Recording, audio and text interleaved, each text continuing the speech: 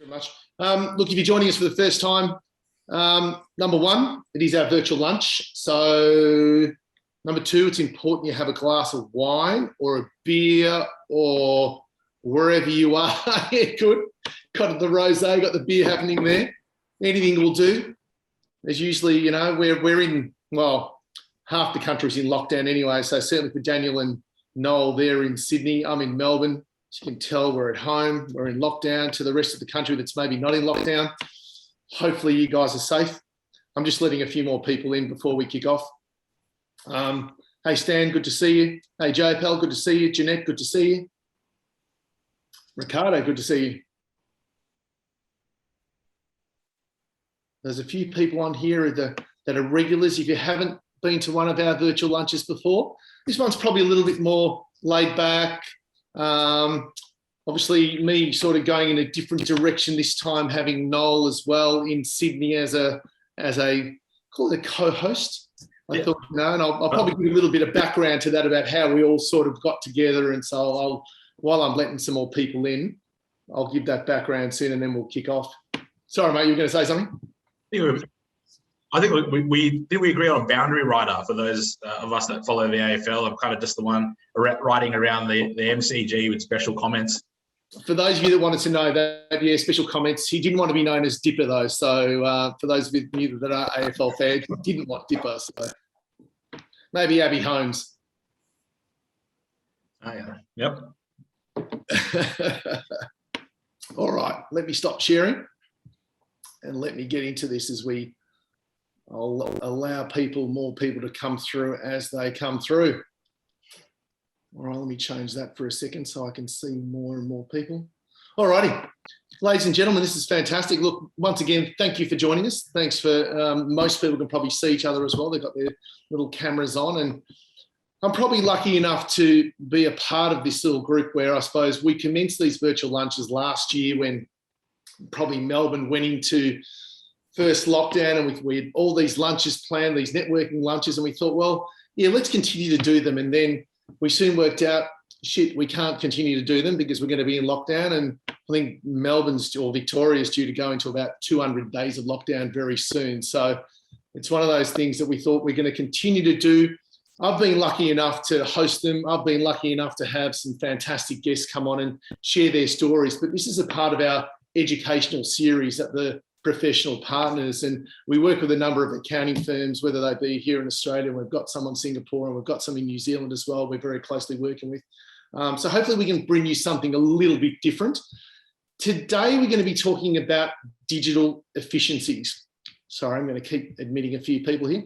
We're going to be talking about digital efficiencies, and I think that's a really important part as we sort of move more and more into these. I know we know tech has taken over everything that we do. There aren't too many manual processes, although if you've got any, I'd love to hear them. I want to hear from Noel to some of the key things that, for those of you that don't know Noel, does anyone not know Noel? Mate, how about you introduce yourself quickly in 30 seconds? Can you do that? Of course. Hi, everybody. I'm Noel Tiufino, managing partner of a bookkeeping firm called My Accounts. We're a national bookkeeping firm servicing small businesses all over Australia. We have physical offices in Sydney, Melbourne, and the Philippines. Would be the best way. And we market to small businesses, but we also sell to accounting firms as well. So that's our dual strategy. So similar to Paul, we spend a lot of time investing into the accounting community, getting to know each other and hang out. And I mean that's kind of where this all happened. This is where this all came about. Yeah, it's always got something to do with you. It's always got something to do with drinks, hasn't it? Oh, I don't know what you're talking about, mate. Let me have a sip first. And look, let me just touch it base on that. So all of this came about because actually, if I ask everyone to just mute lines as well, if that's okay, please, if you've just joined us. It all came about because I just happened to be in the city one day. Noel shot me a text message and said, "Hey mate, I'm in Melbourne probably in the 2 weeks that you could get here. And I'm hosting a quick lunch. If you're free," I just happened to be walking out of a meeting in the middle of the city and I went, "Hey, this could be handy." And I said, yes, went there. It was a nice little, was it Mexican, Spanish? Yeah, it's the new Mexican restaurant called Mexico. Mexico. Down it's Pink Place. I believe that alleyway is called. Like, I'm not as familiar with the Melbourne alleyways as some others on this call might be more familiar. But yeah, and we were interviewing Daniel, who's on this call. So that's where that came about. Well done. And that's where it all came from. So there was a few other firms there. And I thought, you know what? That is I think the questions that the firms were asking of Daniel at the time was so good. I thought, and I said to Daniel straight afterwards, I shot him an email saying, mate, I host a virtual lunch. Would you be interested in coming on and sharing the story and more importantly, what you're looking to bring to the industry? And there's been some big moves as well with some big plays in the marketplace. We're going to talk about that. Noel, I might commence with you first, mate. So to kick this off, and look, we're going to try and make this as interactive as possible. So there's going to be times where all of you that are on the call, I have a broken hand and a damaged finger as well. So sorry, I keep throwing that in front of people, but we're going to open up the room as well. So if you've got thoughts, comments, ideas, problems, solutions, please share them with us. I think that's really important that we try and get the interactive, the collaboration as we sip on our wines. Mate, I might throw to you initially. As MD of my account, you deal with a lot of different accounting firms. What are some of the continued growing pains that you're seeing with some of the accounting firms that you're working with and some of the clients as well? Yeah, so I'll address like in two kind of brackets. So with the accounting firms, the questions I'm most having those conversations with is about staffing. So just having that mid to senior level staff recruitment, I think, is the most common thing that we're seeing for growth pains. Are you hearing the same thing, Paul? Like when you speak to your accounting firms about that? 100%. And it's a funny thing you should say that, because I know one of the things we're going to be doing in one of our Chewing the Accounting Fat shows that I host as well is we're going to be talking about in that a lot more depth, I think, in our September show. So 100%. And I think it's a problem across the board that people are dealing with. So it's about, we find that firms want to grow and firms have got these efficiencies to grow, but finding people is very difficult. That's right. Look, and potentially we may segue later into how using technology, right, to try and bridge some of that gap. But then on the small business side, I mean, I think all of us are across or are either helping or receiving potentially, the new government stimulus. So obviously a lot of work being done there at the moment. And then just on the quicker side, the other thing that we're pushing a lot with our clients and working with them really closely on, just getting the right metrics visible for their business to be able to perform and to manage. So, and that's important either in a downturn or an upturn. So to drive growth or to manage, a downturn, and these some of the things you really need those numbers to be really accurate. So we're working as hard as we can with our clients to be like, what are the key drivers in your business, the levers that you can pull to improve or reduce, and what are the key ratios? So we're saying, make sure that your reporting's as good as it can be, and talking about digital efficiencies, making sure that is as efficient as it can be to both help drive business performance and also to elevate the kind of data that you're getting. That's what I'm saying, Paul. 100%. Now, this is to make it as interactive as possible. What we're going to try and do is here, got quite a few on the call, on our Zoom session, on our virtual lunch, so we can take a sip of wine while we do this. If you can do me a favour, as Wayne walks away, that doesn't help. But if you can do me a favour, do it once on the line, maybe jot down for me, hey mate, welcome back. Do me a favour, jot down for me or type down for me into the chat bar, what are maybe your 1, 2 or 3 inefficiencies within the firm? Now, we've just started a new financial year. It's ridiculous that we're sitting here at the 12th of August. What are some of the efficiencies that you're still seeing that you've carried through from the last financial year that you're looking to search for new solutions for? Can everyone maybe throw something into the chat bar for me, and we'll sort of see if we can get a bit of a pattern, or certainly start thinking about some of the solutions as well. And we might open it up to some of the people and may even want to share some of the strategies they've put in place, which I think is important. Sorry, I've got a few more people coming through here. Thanks, Emma. Yes, working from home, Ricardo. Add working from home while homeschooling. That's an interesting one. I've got 3 young boys. That's challenging.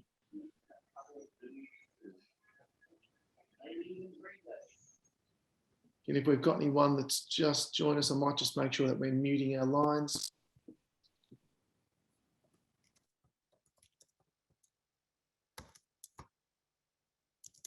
Yeah, wasting time, like the responses from clients, that's something I'd love to hear more about as well. I think we definitely have some of that in our firm as well, Sarah. Yeah, agree. Anyone got anything they want to share? Emma shared their streamlining meetings. It's always a tough one, isn't it, when we are working from, although Emma, it looks like you are in the office. Maybe Me? Yeah, so my setup at home, I live in a small 1-bedroom apartment. My partner is on Zoom all day. So I thought to minimize background noise for this lunch, I would come into the office. Yeah, nice. It always helps when you can do that.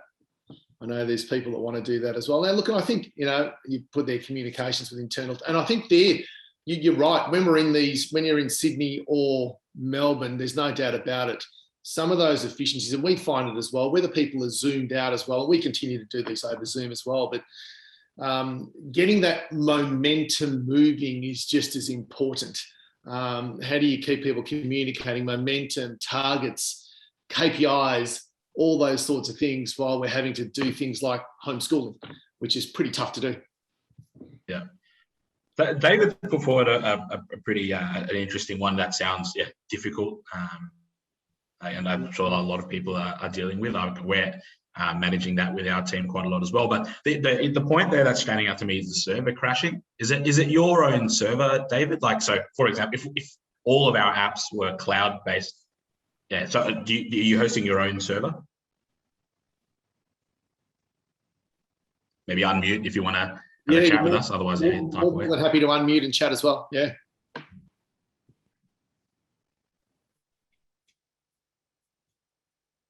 Don't try. Maybe not. Well, good. We'll keep going. I'll throw over to Dan just quickly. Oh no communal server. Dan, what server is Divi Pay on? Is it AWS or Azure? Yeah, all cloud based. AWS. That's our gold standard. So yeah, everything's on AWS, hosted in Australia. Good old AWS. It's gone crazy, hasn't it?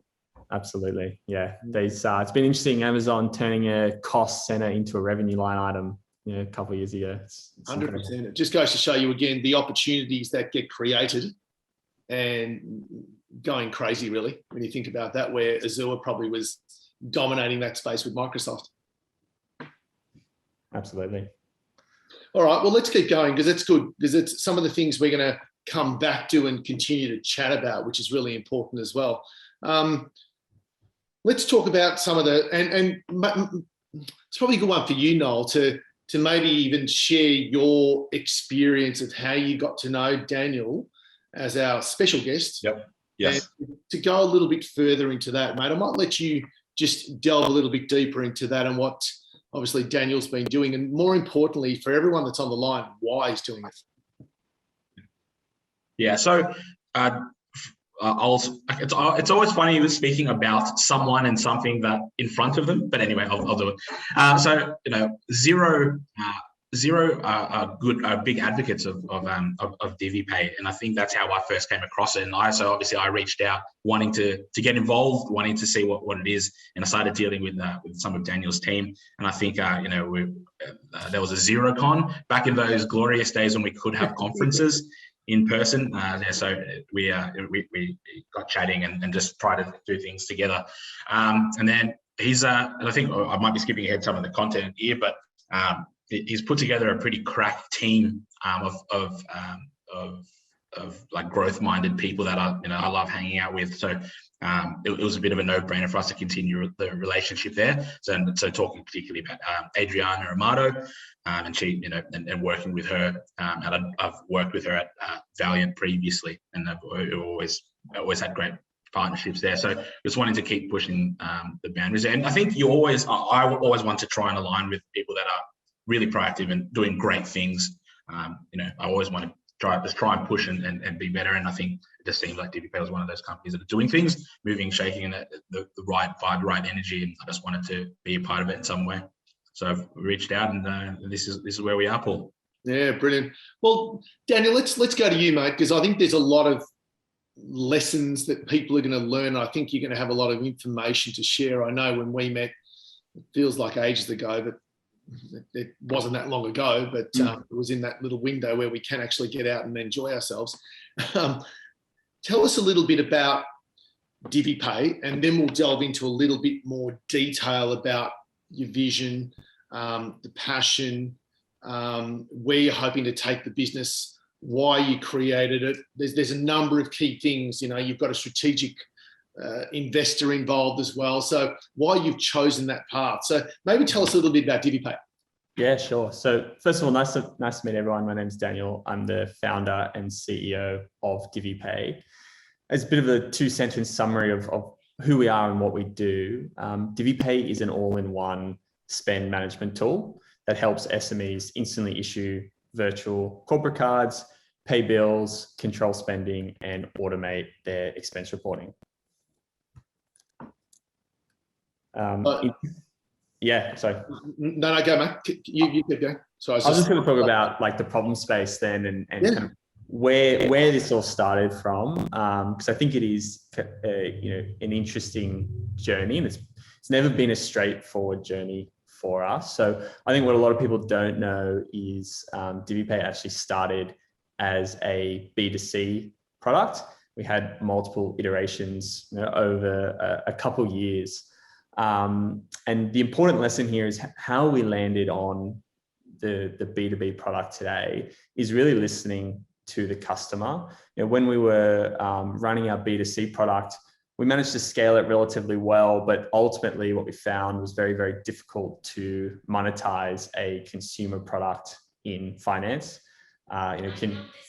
Consumers want everything for free when it comes to financial services. But we had a lot of businesses coming to us and saying, we love your consumer product. We can see how this could be applicable to my business. So we dove in there, and I'll just quickly talk about the problem space and the problems that we solve. And what we found was it was very difficult for SMEs to get access to traditional corporate cards. And instead, they would really have one of two different workarounds. Workaround one was requesting or requiring team members to spend their own money and then actually submit a reimbursement or an expense report to be reimbursed. And then on the other side, we would hear stories of companies that would have just one or two cards, maybe the director's card or the founder's card that would be shared around an office. And we've got a customer that has a great story where they had a team of 30 people and they actually used to photocopy a single card. And everyone in the business had this photocopy with the PAN CVC expiry just sitting on their desk. And obviously, that creates a lot of fraud and wasteful spending and very hard to reconcile transactions. And then on the other side, kind of the main pain point there is you never know any individual's personal financial situation. So we would hear stories of team members literally having to put thousands of dollars of business expenses on their own cards and then actually incur interest on behalf of the business before they got paid back. So they're kind of the problem space. And we've built this piece of software really that allows small business owners, CFOs, finance teams, to give everyone in their organization access to their own unique corporate card, set these really granular spending controls on that card. So essentially build your expense policy into the card itself. And then once a payment's made, we automate all of the expense management side of things and connect into the different cloud accounting softwares. So it'll land in your Xero account, mapped to that particular business's GL or chart of accounts ready to be reconciled. Okay, so if I talk about my own personal situation here, because I know that I spend, then I get a receipt, then I submit an expense, and it gets paid usually at the end of the month by my guys at Remy Capital. So what we're looking to do is eliminate all of that through a digital credit card. And you're right, there's only one credit card, I think, within the business where I am, so at Professional Partner. So therefore, that's been a common theme, even in my past roles. Yeah, I used to put all my rent on my Amex and all these sorts of things. And yeah, you're right. And then you incur the interest, which is not good. Why hasn't anybody else done it? I think this probably comes down to like the how banking and finance has evolved in the last few years.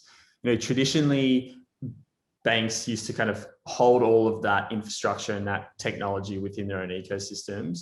But recently, what we've seen is other fintechs kind of taking out smaller parts of this kind of banking infrastructure, just focusing on doing one thing really, really well, and then opening that up. So actually allowing other businesses to come in and build on top of that. So a business like ours, like we're able to, you know, set you up with a bank account, set you up with a corporate card, integrate into, you know, your accounting software without having to build any of that from the ground up. You know, if we were to build a bank or a credit card from the ground up, very, very expensive, very, very time consuming. Instead, what we're able to do now is use technology and APIs to actually plug into almost like a banking as a service layer. And then what we do, importantly, is we build the workflow on top of that banking as a service. And that's where the customer really gets the value from. Interesting. Banking as a service. Yeah, go now. No, I was just going to say, Paul, like when just going back a little bit to it, when Dan was telling that story about that company that had the photocopied cards, I don't know if I assume that there's many other bookkeepers, accountants on this call, but that really gave me the heebie-jeebies trying to think of that approval process and actually consider reconciling that. Yeah, so like it's a real solution to a real problem, because like if I took on a client that was the process, like that feeling of how am I going to, like, how do you go about it? It's one of those things. So yeah, you're absolutely right, Dan. It's something. And like Paul said, yeah, like I think that is quite common for everyone to share like a card, maybe not quite to the extreme as you know, having everything photocopied. But yeah, I think at my account, we were at like a 3 corporate card type thing, so across the 3 partners, but we still shared that for when we needed that. So it's definitely something there. And then we're a bookkeeping firm, I still get asked, what is this? Like what's this transaction? What that transaction? I was like, I think, and it was probably definitely me, but I was just trying to blame someone else. So you're absolutely right that there are those things that can be done. Well, it's easy to do that when you think about it, because if you do have that situation where there's photocopies of, and I know that used to happen in one of our other businesses as well, because you're right, you only get one and you got 4 other people that are trying to use it. Usually your PA is the controller of it, so she's got control over all of it. But then trying to work out how to reconcile all of that is a nightmare. And you're right, the leakage would be huge. And you just, after a while, you just forget about it and you write it off. But why should you? Yeah, I agree. Definitely. So take me through the practicalities of, let's say, I totally understand as well that you've got a strategic investor on board as well as a bank. Tell me why it was important to partner with a bank. Yeah, look, so as I said, like we use financial service providers and banks for multiple parts of our product. One of the obvious ones is, as you said, we have a strategic investment from ANZ into our business. And I think why that is really important is, first of all, it just helps us create a sense of legitimacy amongst small businesses. As a financial product and as a startup, this is really, really important to give SMEs confidence that they can trust us with their money. We've processed over $100 million in transactional volumes. And I think that has really come from the fact that small businesses can look at us, they can look at our background, they can see that we're backed by ANZ and go, okay, this company has gone through the due diligence, of getting a bank investor on board. And then that's ultimately gives them confidence. And then I guess from the other strategic point of view, and this is a lot harder, but how we can hopefully one day leverage the customers that ANZ service today as part of their small business banking unit. I think this is really the challenge for any strategic partnership. You've got banks who have all of the customers, but none of the technology. And then you've got the startups and the fintechs with all of the technology, but not the customer. And bridging that gap is really the holy grail. But it is really difficult just because, these banks are so large, and how do you kind of break through the different layers of bureaucracy there and actually get access to those customers. So it is happening. It just happens a little bit more slowly than you would hope, but definitely one of the key reasons for partnering with a bank. Yeah, well done, mate. Well done. And I think, it's an interesting one, because we could probably talk about it very quickly. That obviously 2 weeks ago, there was a fairly big announcement. And you talk about fintech, you talk about startups, and obviously Afterpay. I don't know if everyone on here has used it, but I'm sure all of us have heard it, or we've definitely seen the ads. And then, of course, Square has come along and offered them, from memory, I think it's $39 billion. So as a takeover, again, it's amazing to think what those guys did. When did they? Was it 2015? Yeah, I believe so. 2015. Yeah, and it's a funny thing now, and you talk about the banks. We talk about the banks didn't do it, but yet the banks had all the customers. Yet here comes along a couple of Sydney lads that decide to do something a little bit different, buy now, pay later. And now everyone is trying to replicate the model, but along the way, they've been able to sell their company. It is for script, but $39 billion is something nice that you'd love to take that away with you after 5-6 years of operation. Not bad. That's not a bad little sum there. Perhaps Dan, they were one of Australia's probably go-to for AFR. I think they always wanted regardless of which way, whether the AFR wanted to write them down or up, they were a company to be looked at. And we like esteeming Australian companies like, say, Atlassian. Everyone wants to talk about Mike Cannon-Brookes and things like that. And I was chatting to Paul and saying, well, now that Afterpay has been taken over by Square, who's our next media darling? Like, who's going to be our next fintech? And I mean, is that you, Dan? Is that where we're going with Divi Pay? Yeah, look, fingers crossed. Yeah. Look, would you take 39?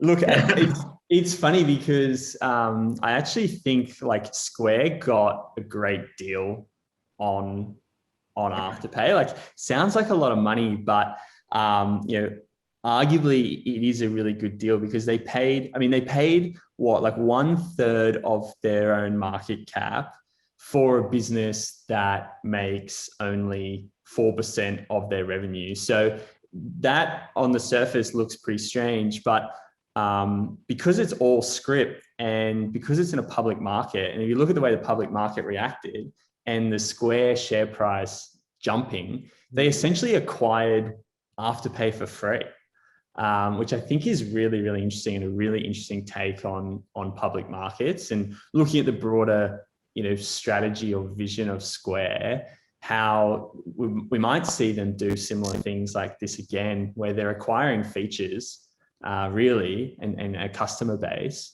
but almost at a net zero cost. Yeah, it's very clever. If you can get that right, the key is to get that right. And if you get that spike, 100%, you've covered it, haven't you? Mm. As ridiculous as the number sounds. Yeah, and look, I think it makes a lot of sense for them as a product. Just talking about this because I think it is really interesting. Square is essentially a marketplace with the two different sides. So they've got the Cash App for the consumer, and then they've got the merchant side and the kind of Square payment terminal. And Afterpay perfectly bridges this gap, sits in the middle there. So what you're going to see is more merchants offering now buy now, pay later through this network. And then for the customer to get access to that buy now, pay later, they're going to be signing up to the Cash App. So Cash App is now going to have more consumers. And then because they've got more consumers, more merchants are going to join Square because they want access to these consumers. So you've got this like great little viral loop going on. And once you have this massive audience, you can start selling additional financial products, which I think is probably Square's end game here. You can create a closed loop system, which is really, really interesting. Now that they've got both sides of the marketplace, can they be the first ones to disrupt, an industry like Visa and MasterCard, which I think is really interesting. And then you become this one-stop shop for consumers, where you start selling more and more financial products and totally bypassing banks. So consumers no longer need a banking relationship. They can go directly to someone like Square and have this one-stop shop. And in a lot of ways, like this one-stop shop, I think it's a really interesting concept, because that's kind of where we're headed with DiviPay, but in the SME world. Well, I was gonna jump in there and say, kind of bring it back to you mentioned about growth and how Square and Alphabet kind of go after that growth. And I guess if we're looking at big statement moves and statement of intent and putting your flag in the ground, I think I mentioned Adriana before as a great striker, using a soccer metaphor. But you've also then just landed in the current fintech transfer window, Trent McLaren as well. And if you're talking about growing a market, and getting a consumer thing, I don't think there's too many better in the accounting and fintech space. So I guess that it would seem like to me there's a big statement of intent. Divi Pay has this drive to grow. You do have these aspirations. Is that right? Like, how aspirational are you? Like, where are we going with this? And should we all invest? Yeah, and I mean, touching on Trent, like obviously that was we got really lucky, and Trent was referred to us through one of our current team members, so really thankful for that kind of network effect. But Trent's come in to really start developing our partner program and working really closely with accountants and bookkeepers. We very much have a product that is dual value, provides value directly to the SME, the small business owner, but then it also helps from the workflow perspective for the accountant and bookkeeper. So Trent's role is to really, work with our partners, understand what they want and what they want to see next, what their problems are. And then, for us to feed that back into product and start building a product that really does solve those problems for our partners. And then also just get the name out there.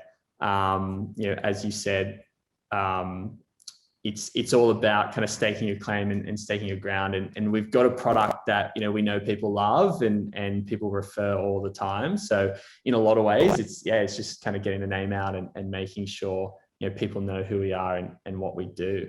But in terms of that bigger vision, I mean, we want to go big. Like at DiviPay, we want to be this all-in-one spend management tool, or kind of financial control stack is what we talk about internally. So in the same way that every business has, say, a tech stack or a marketing stack, we want to be the finance stack.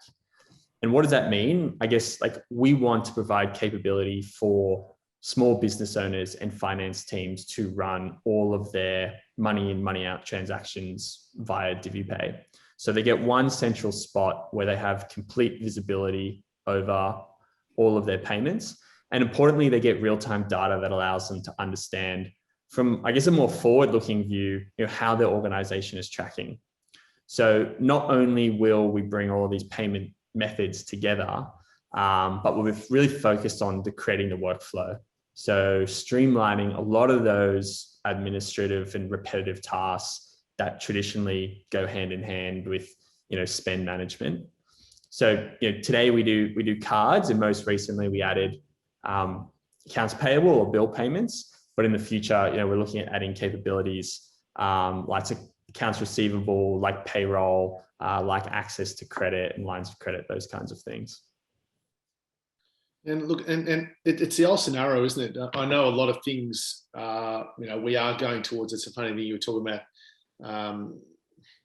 Tech stacks, and I wrote it down here, the financial control stack, which is awesome. So it's probably a good one if there's anyone and there's a number of you guys online, if there's anything in there that you can think about from a financial control stack point of view that is causing you grief in terms of, I always look at things in problem solution, and it's great minds like Daniel that's coming up with solutions.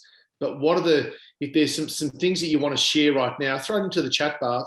What else is causing you problematic inefficiencies, let's call it, from a financial control point of view? Or is there something that you can think about from your client's perspective that's causing that inefficiency that, again, maybe it's not on the radar of the Divi Pay team that he could use this and go, okay, good.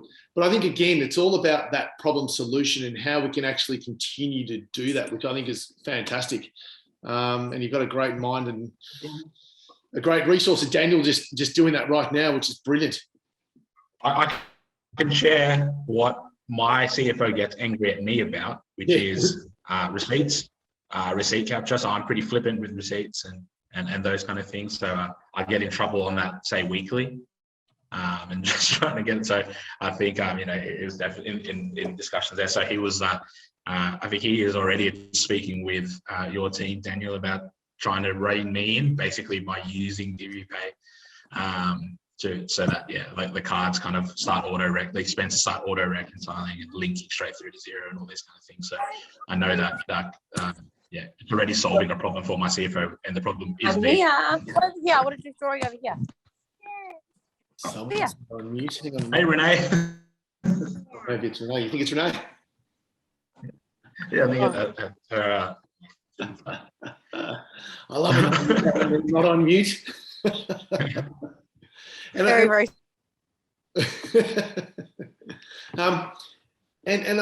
You're right. It's an important one because receipts are something that we're never really good at. I know now the best thing I can do is I just take a photo of it straight away and it's done. But if we're talking about efficiencies, that's one of the great things that is it a part of your vision to continue to eliminate that, Daniel? Yeah, absolutely. And we made some really big strides on that quite recently. So that being really around digital receipting, which is going to be a real game changer. I think this is an awesome part of the product. So we have partnered with a digital receipt company. And essentially how this works is the digital receipt company installs software on the different POS terminals around the country at kind of major retailers everywhere down to, your local coffee shop. And then what happens is as soon as you make a payment with a Divi Pay card, that POS terminal will actually send our Divi Pay app a digital receipt in real time. So there's no taking a photo, there's no putting it in your pocket, waiting for it to fade and get crushed. And then, someone asking you about it in a week's time and you can't find it. So it's totally tax compliant. It's totally itemized. And it's instant, and it's fantastic for the employee because that experience is really all I need to do to complete my expense report is make a payment, and then everything else is done behind the scenes automatically. And then I think what's also a great side benefit that's worth mentioning around digital receipting is just the fact that there is no printing of paper and how much paper we save. I read a stat that Australian businesses print 20,000 kilometers worth of receipts every single day, which is enormous. And obviously with digital receipting, we can totally eliminate that. Now, I've also been reading only recently about E-Invoicing. E-Invoicing, that's hard to say, especially after a glass of wine. E-Invoicing, whereabouts is that heading? Yeah, I think this is another really great initiative with multiple benefits. So essentially E-Invoicing, for those who don't know, is about taking kind of this unstructured document type and standardizing it. So essentially every single invoice will have exactly the same format. And what this will allow for really is greater automation for both sender and receiver. So we'll likely see quicker payment times because of this. Businesses will get paid faster, helping with their cash flow. The automation and the single format should also help reduce fraud, mitigate any risk, And then also just cut down on manual data work and manual data entry. So for us, like, we're really, really excited about this because we just released a new kind of product feature that allows small businesses to extract code and approve and then pay invoices directly from Divi Pay itself. And E-Invoicing is just going to help us automate that process even faster and even further. Yeah, brilliant. Look, I think there's a few questions coming through, but I don't mind if anyone wants to. It's gone 12:41, so if anyone wants to unmute their line and ask a direct question to Noel, to Daniel, there's a number of things that we can continue to cover off, but I'd like to make it a little bit more collaborative. I think there's a question here, Daniel. Where did I see? Anthony's asking. It's from Anthony. Yeah. How many employees does a company need to have to use DiviPay? Yeah, so this is a great question. So our product, it scales very, very well. So it can be used with just a single employee or a micro business, where kind of the problem that companies are trying to solve there and why they use Divi Pay for a sole trader is just to split business expenses from personal expenses. It's just a really nice way. So you've got all your payments flowing for your business through Divi Pay, and you don't get into that scenario where at the end of the month, your bookkeeper or accountant's asking you to go through your personal statement, highlight, what's business and send it back to them.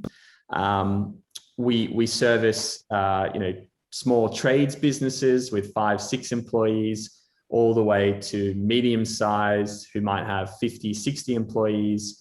And then our largest customers, who we kind of classify as more medium size in the SME world, can have 500, 600, 700 customers. So we work with companies like Canva, Michael Hill Jewelers, Slater and Gordon, who have upwards of 500 employees, all using Divi Pay cards. Very good. That's actually really good to know, because I think that's small or large. Small, large. And what's really interesting is their problems are often the same. Yeah. They've kind of got those same core problems. They're just magnified at scale. Yeah. Agree. It's brilliant. Anyone else got a question that they'd like to ask Daniel? Mate, I'll ask one while we're waiting. If there's anyone else that wants to jump online, please unmute and ask. I do have a direct message here on the Zoom from Grace. What are some of the control features in the current product? So just talking about that. So the way we look at it is with Divi Pay, you can build your expense policy into the corporate card itself. So what I mean by that is you can do things like lock cards to specific merchants, transaction limits and payments limits, but you can get really, really granular. Like you can lock cards to time of day, location. If you wanted to, you could go as far as locking to a particular terminal. That's how granular we can go. I wouldn't recommend anyone do that. And essentially what happens is every time you, on the card side, you touch your Divi Pay card to say a terminal, Divi Pay actually will run those controls that you've set in that moment. We've got about 2 seconds to respond. So let's say you go down and you're at a cafe and you've got a transaction limit of $100, but you're trying to spend $1,000. We will get what's called an authorization request from MasterCard that says this card is trying to make $1,000 purchase at this location. We will say, okay, your control is for $100. And at that point in time, we'll actually decline the transaction. So money can only be spent if it is actually in line with the policy that you've set up. That was particularly pertinent when the discussions with my CFO, and he was saying that he wanted to lock my card after 10 p.m. Yeah, and there's don't know why. There's some great use cases. We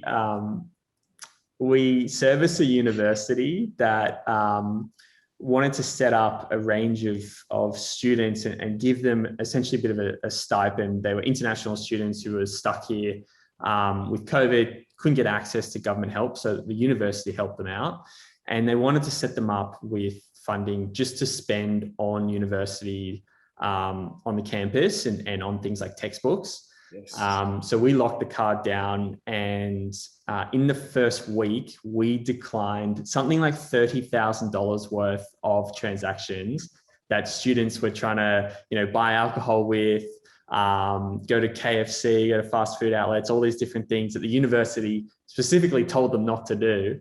They tried it anyways, but then the technology, worked a charm, and they weren't able to make those payments. I think there's that. You look. I'm picturing something that's going to be on our phone. Is that fair to say? Yeah. So the cards are all what we call virtual cards. So they work exactly the same way as a physical card. The only difference is they live in your phone rather than in your wallet. So from the Divi Pay app, you get access to the 16-digit card number, CVC expiry, and you just enter those in online for any online purchase.